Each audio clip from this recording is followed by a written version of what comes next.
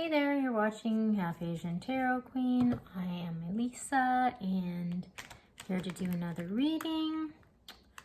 Yeah, it's really interesting because it definitely seems like there's this big sort of like reveal that happened with the lunar eclipse. And so there's like a lot of adaptation that's happening right now. In response to that. So it's really, it's almost like there's been like a lot of healing and reflection leading up to this. And then like now there's sort of like this shift that's sort of taking hold in like three-dimensional reality. Okay. So when I did the split, I got the Ace of Cups and the Queen of Swords. So it's interesting because when I'm looking at it, it looks like this.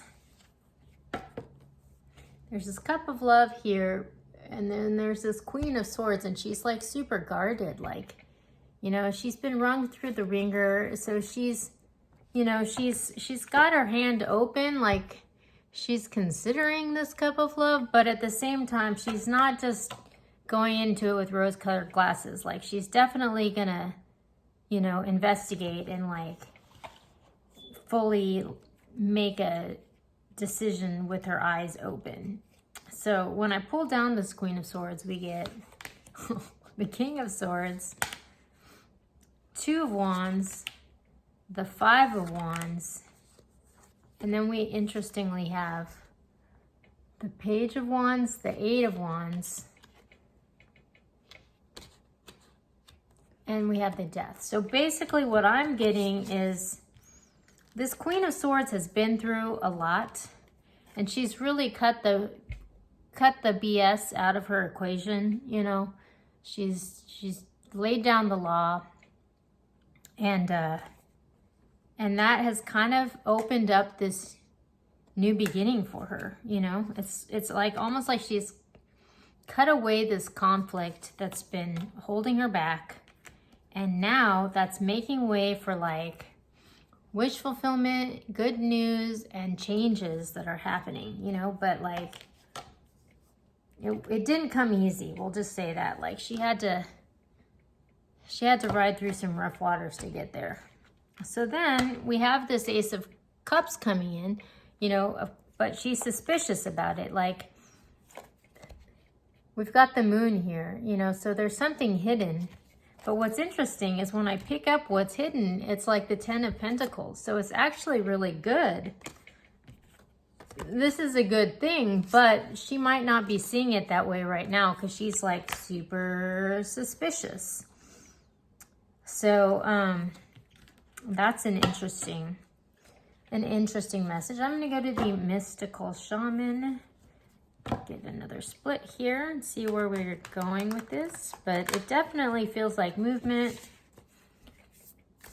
you know, is starting to happen. Like there's been like this long period of like manifestation that's, you know, been going on, but now we actually have movement, so that's exciting. Okay, so we got, wow. So we got the Time Master and we got the Sacrifice. So what this speaks to is like recurring cycles that happen in life. And like, you might have these situations that like kind of keep repeating in your life, and like the specific situations and the people might change, but the overall like circumstance is the same. Like you might keep getting into a bad relationship over and over, and it's a new person, but it's the same dysfunctional relationship. Or you might like be continually taken advantage of by certain people, and the people change, but like the situation keeps recurring. And so this kind of speaks to, it's almost like healing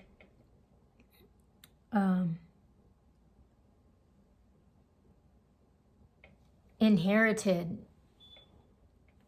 like for example, if you inherited like some sort of like scarcity complex from your family, and so in like learning the lesson, bringing into your awareness like how you might be contributing to that pattern, you heal not only yourself, but you heal your family line. Like you heal the family that came before you, and you heal the descendants after that. So this speaks to something like this happening, you know, and karma being assigned from this awareness.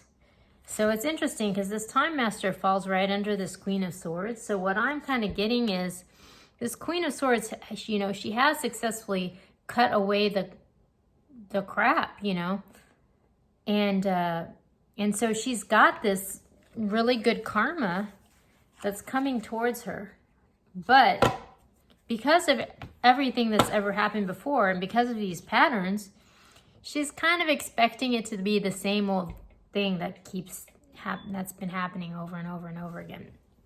So she's like, she's not really, you know, ready to jump on the bandwagon. You know, she's kind of looking at it, but she's suspicious, and she's considering it, you know, but I don't think she's just gonna jump in like without fully investigating, because, you know, she just went through the ringer and she just learned this really profound lesson, and so she's like healed her perspective, and so she's now attracting to herself a better situation.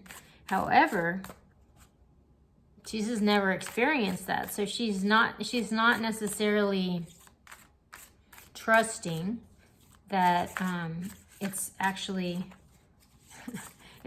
better. Like she's kind of expecting it to be what it's been in the past. This is kind of what I'm getting. Okay, so I'm gonna go to the Intuitive Night Goddess Tarot. Wow. Okay. So at the bottom we got the Queen of Pentacles. So this is like a totally abundant queen. You know, she's got this pentacle. She's, you know, valuable. It's interesting that she's holding a wand in this deck as well. So she's like this, she's got it going on. Like she's got everything. Like she's abundant, she's powerful, she's attractive, you know, she's got all these animals around her. Everyone's like attracted to her. And we have the Five of Wands, the Four of Swords, Death, and we have the Queen of Wands. So it's like this queen, it's interesting because we have 3 queens here so far. So it's like this queen, basically, she's stepped into her own abundance, you know, and fruitfulness. She might not necessarily trust it yet, so she's kind of sitting back and evaluating and being cautious, you know. But what this says is this era of conflict is coming to an end. Like, you know, this is sort of like the space in between that era and this sort of transformative moment. And then, but she emerges on the other side as the Queen of Swords. I mean, the Queen of Swords. Oh, actually, I thought that was the Queen of Wands, but it's actually the Queen of Swords. So another Queen of Swords. Wow, so the Queen of Swords is a really strong message here. So basically, yeah, she's like, it's the same message. Again, she's been run through the ringer, and we're kind of in this in-between phase where she's just like healing and taking stock, but she's got her boundaries up. Even though she has all this going on, she might not really believe it yet, you know. She's not really convinced of it yet, so she's just kind of cautious, like she's got her guard up. But, you know, there's all this good stuff that's here for her, you know, when she's ready to accept it. But it looks like she's going to have to kind of go through her own process to get there, because whatever she went through was like, nobody would want to go through that, you know. It was a lot. And so it's reasonable for her to be cautious. Okay, I'm going to Shaman's Dream, and I'm going to pick, or maybe I'll just do a split here. We got the Dream Thief, Refusal of the Call, and we have in the hand, the universe is your partner. Wow. it's like this message is really strong. It just keeps coming through. Like, it's just sort of like the universe has, you know, is giving you these offers, but you're refusing them, you know, like you refuse to see them. It says in the hand, the universe is your partner. Like, this is your opportunity to co-create. But if you don't want to engage, like if you turn it away, you're going to repeat that same cycle of scarcity from the past. So this is like a really strong warning from the universe that, like, yeah, like, I know it was rough. Like, I know you don't want to go through all that again, but like the way that you attract a different situation is really like, look at how you're engaging right now. Because if you're like closed off from what's on offer, like you're kind of dooming yourself to repeating that same cycle again. It's interesting because this message has literally come through. I've gone through, let's see, 4 decks so far, and they've all had the exact same message. Okay. So this is the card that came out. It says, words do not teach, my life experience teaches. Words do not teach. It is life experience that brings you your knowing. Reflect into your own past life experience and begin watching for the correlation between the words you are reading here and the life experiences that you have lived. Have you been mostly thinking, speaking, writing, and observing that which pleases you or not? Oh my God. It's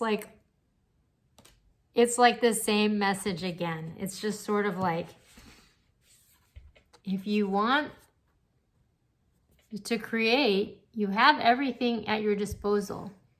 But if you're closed off and you're refusing